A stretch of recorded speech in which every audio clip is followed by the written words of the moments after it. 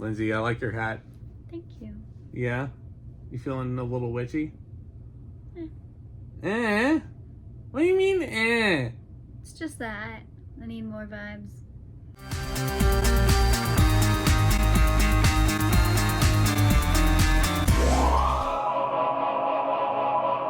So yeah, we just finished watching Agatha All Along. Lindsey, yeah, here we are again. More Marvel. No more hat? No more hat. What do you mean no more hat? You can't just like go on a witchy style like review and not wear the hat. Well, I don't have the crystals. I couldn't find the right shirt. I'm not really wearing the skirt I want to wear. I want to be comfortable. She doesn't have a deck of tarot cards to shuffle while we do this. So yeah, Agatha All Along has come and gone. All 9 episodes are on Disney Plus for your viewing pleasure. And if you haven't seen Agatha All Along, this is going to contain some spoilers. You've been warned. So what did you think overall of this show? I like it, but that's because I like witchy things. Yeah? Would you say it's like your favorite Marvel show so far? I think I like WandaVision more. Yeah. I feel like that's honestly the general consensus so far, is that WandaVision was just so beloved and so bizarre and out there.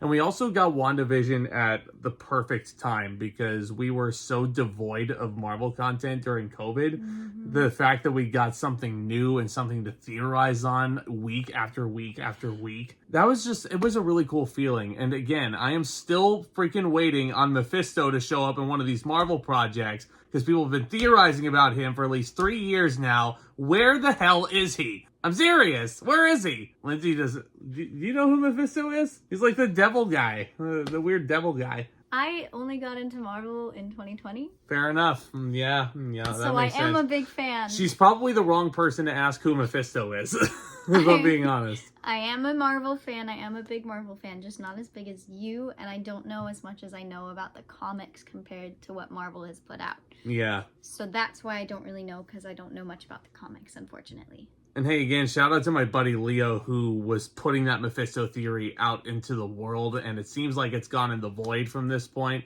I don't know. We'll see what happens. But you want to dig into some spoilers for Agatha All Along, because honestly, like, she is getting this group of witches together to go on this journey down the witches' road.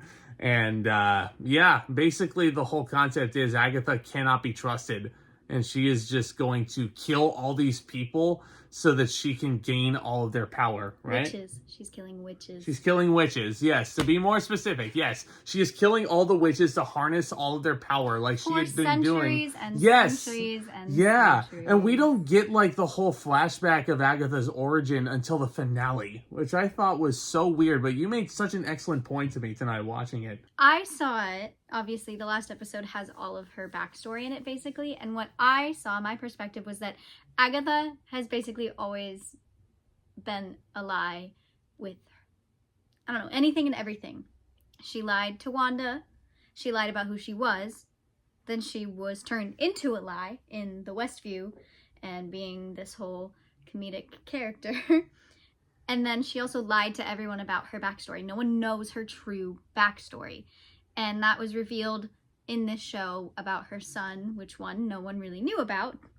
And 2, it was revealed more information about her and the son. And as an audience member, you kind of knew she was lying about her son still and letting others believe what they wanted to believe. So, and also lying to other witches to kill them. Like, she's just been a whole character of lies and mysteriousness.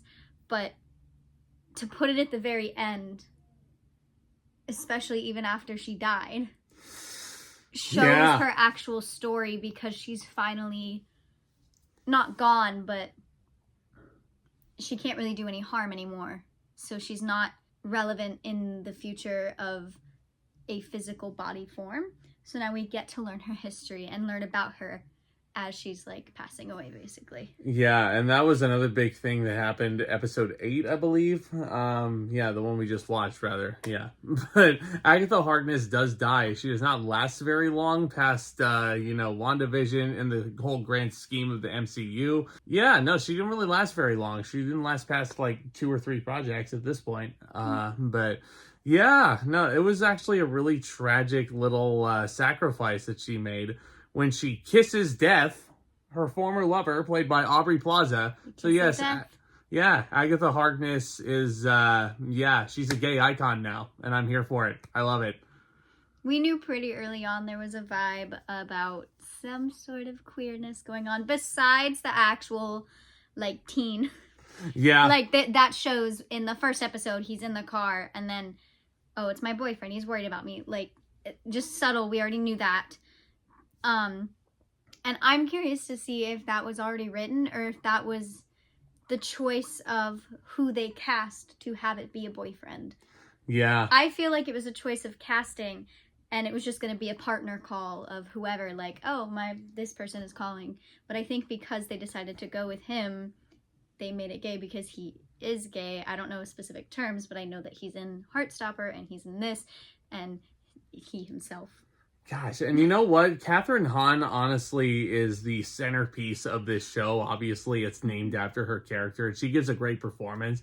Joe Locke might honestly be my favorite performance. Like, really good. just like thinking about the whole cast, and everybody was really good. But and the fact that this is his second show, literally ever. Mm-hmm. Like, he's new to acting, and clearly he's very good and has a very good agent. Can someone find that for me, please? I'll take the number down. I'll give you my resume. So, Joe Locke has a super bright future, though, joking aside. And I can't wait to see what he does next after this. Heartstopper. I can't wait to... Heartstopper, yeah. He's still in that. Well, I can't wait to see what he does next as Billy Maximoff. As, that's another big spoiler. He starts off as, scared little Jew boy.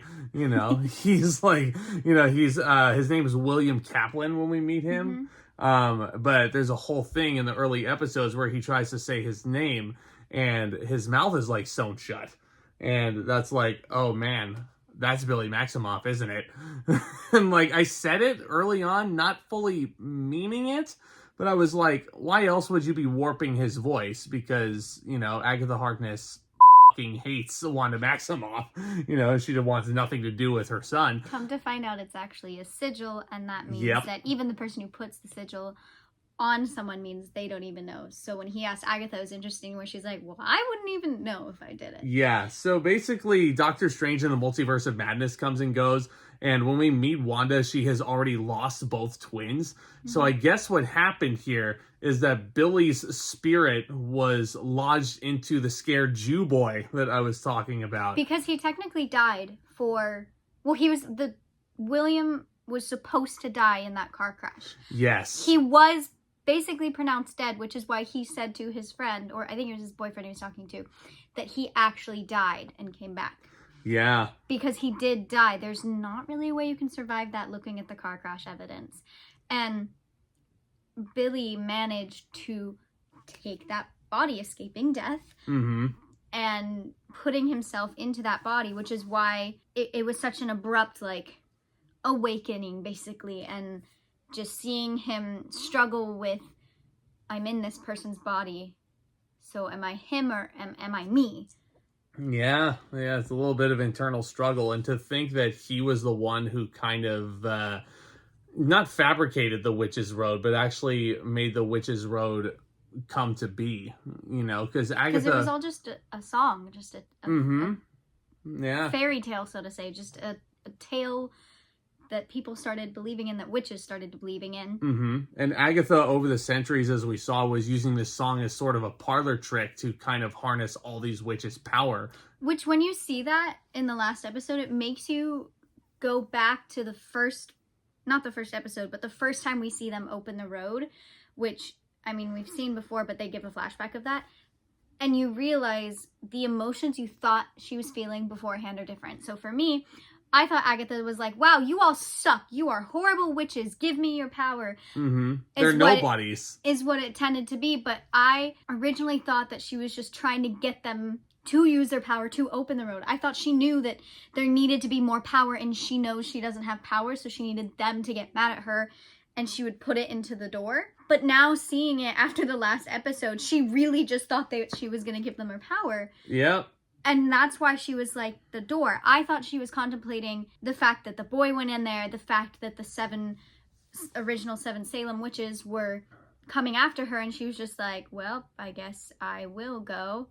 It was literally worked.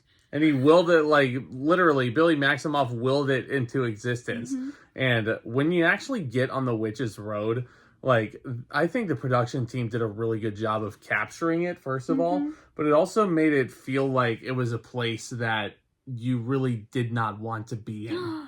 That scene makes sense now. Oh, what makes sense? When Death leaves, she goes in like a fabric. Yeah. Because it was fabricated. Mm-hmm. There you go. Confused about that. There you go. I was like, wait, what? I just thought it was because Death can take an escape anywhere. I thought it was just like a meta theatrical thing where they're like, hey, this is a fake set, and we're gonna walk through it now. I mean, it could be that, but I also thought that it was more Death can exit in any way she wants. Yeah. And so I thought that she did that because the road is focused only on the road, so it only goes so far. Right. So it could be a mix of any and all or none of those things, but it's just very cool noticing the little details after the last episode. And the last episode comes and goes, and basically what happens is, of course, Agatha kills all these witches, right? And she is, like, the witches eventually do, like, start to, like, show their worth as witches, even though Agatha deems them as nobodies very early on. You get tarot readings in a very tense sequence where they're almost spiked to death. And the connections that you see in that tarot reading are incredible because each card resembled a witch. Mm-hmm. Yeah. And it was just crazy to also see their connections with Billy beforehand. Yeah. Like, before he became Billy, before Billy took over the body. So wild. Which also explains why he was confused when she said, I remember you from your bar mitzvah. And he was kind of just confused. Because Billy wasn't there. Yeah. And this show, like I mentioned in my spoiler-free review, I think this is a really nice link to WandaVision, not just because of Agatha's involvement, not just because of Billy's spirit being imbued in a new vessel. And how close it takes after. It's literally... Yeah. It's not even right after WandaVision. It is literally, like, the same time right after the bubble goes away. And there's a couple scenes after that bubble goes away, obviously. So it's literally right at that end. Yeah. I'm calling it a bubble because I forgot what it's actually called. the little dome the red dome. That encompasses Westview and Wanda's demented sitcom television show Mind. Crazy ass show. But that's not the only link to WandaVision, because you also get another Evan Peters cameo as Ralph Boner from WandaVision. Man, it was so cool to see him again, and just how frazzled he was by all of what Agatha was doing to him, and just how he's telling Billy, hey, this woman can't be trusted, and this is why. And I think his inclusion, albeit very brief, he's only in it for one episode as a guest star, I think it was certainly well warranted. It was so cool to see him again. And again, it's like, I know a lot of people were probably disappointed at they're probably still disappointed at the reveal of him as Ralph Boner in WandaVision and not as Scarlet Witch's brother in Quicksilver like he is in the Fox movies. But again, that was kind of a game changer in a lot of ways too, because it opened up so many doors to allow, the mutants to start coming into the MCU, to allow Deadpool to come into the MCU. That was just the start of it, was fucking Ralph Boner. That is crazy. I mean, is there any, do you have any, nitpicks with it? Did you enjoy yourself overall? The two nitpicks I have are at the very end. One, how it ended. I'm annoyed. Mostly because I know there is no season 2, and there's talk about another show possibly happening and showing that continuation. But why not just continue the show as is and have other characters, or have this be a part of WandaVision? And I get why this is separate, because obviously it's centered around Agatha and Wanda's not even in it, but it's just weird to me that they're making 3 little baby shows instead of one long show and being like season 2 focused on Agatha or something. Because I'm watching a show right now, Why Women Kill. First season has completely different characters than the second season. It's a whole new story. Yeah. But it's the same vibe. I feel like that could have worked with all of these stories they're stringing together. And it just annoys me that they're in little itty bitty sections. I don't like limited series, but I do like watching them. Yes. And also, Billy went off to go again with Agatha as a ghost. But we didn't get to see him tell William's parents. I'm leaving, I'm Billy, I'm not your son. There was just no... Yeah. Because, like, he just went off, he's like, let's go find... Agatha was like, let's go find Tom, and he's like, okay. Yeah, what the f*** are these parents thinking? Because like, it is crazy to see that at the end, this whole season, this whole show was 24 hours. Yeah.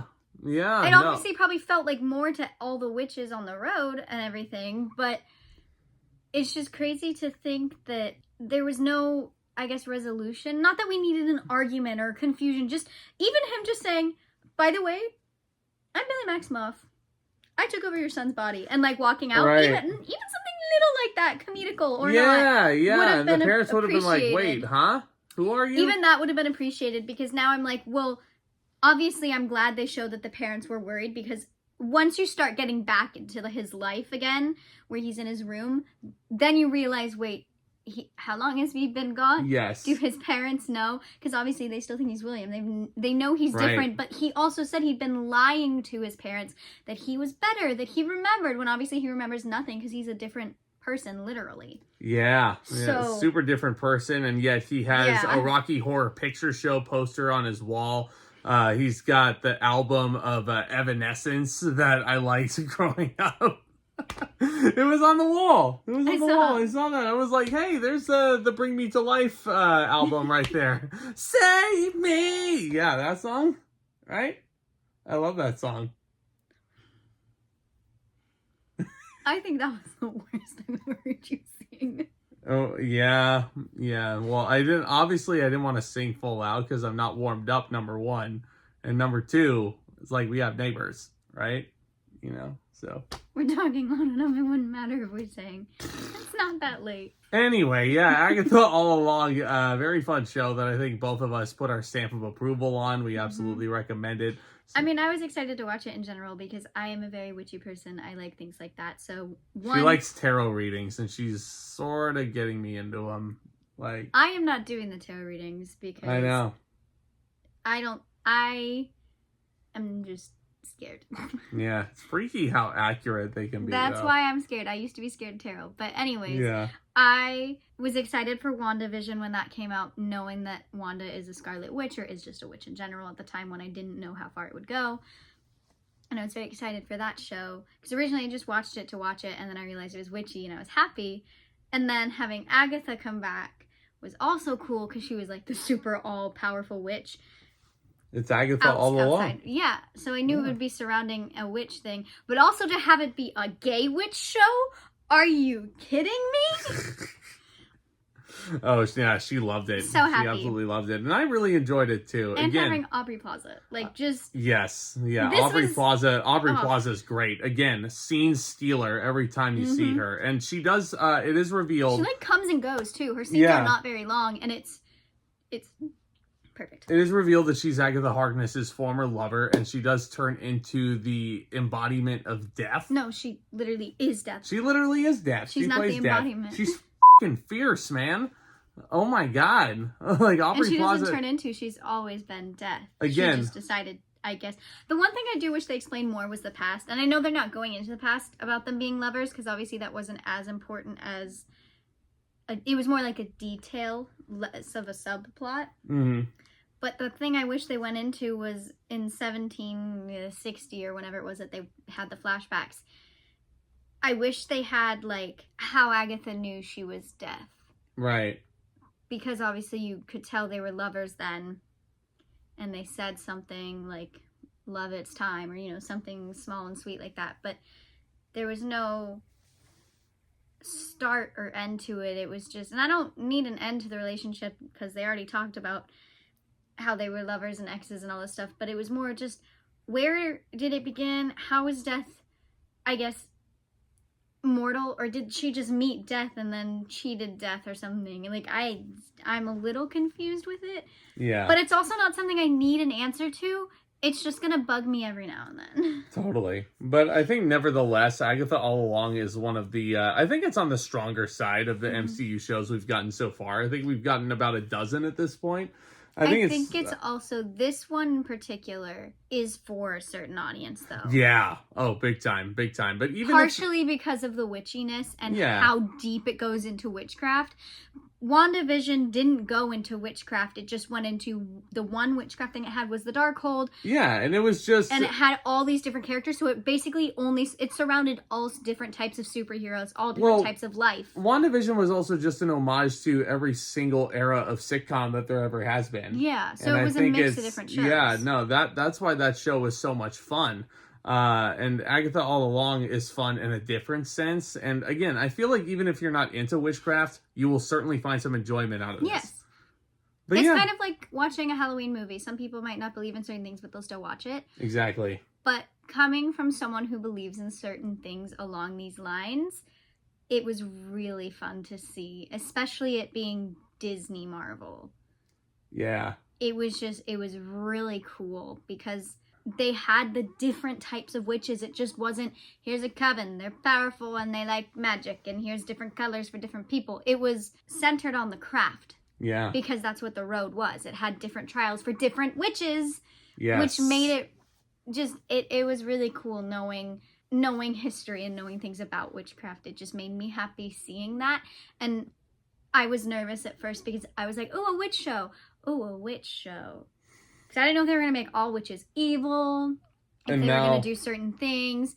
And obviously we know Agatha's an evil bad witch. Like, we get more to her personality. Literally, through this show. literally. This show throws it in your face that Agatha is supposed to be evil. She dresses up as freaking Elphaba at one point. Funny. I'm like, wait, okay, there's way too many Wizard of Oz references for my liking here, but it's, it'd be like that sometimes. Yeah. But yeah, a stamp of approval, would you say? Oh, absolutely. Yeah, I would recommend it as well. Like I said, upper half of the Marvel shows, I think, at this point. It's certainly a lot of fun. Perfect for a spooky season. Perfect for fall vibes. If you're new to the channel, do consider subscribing and tap on that thumbs up as well.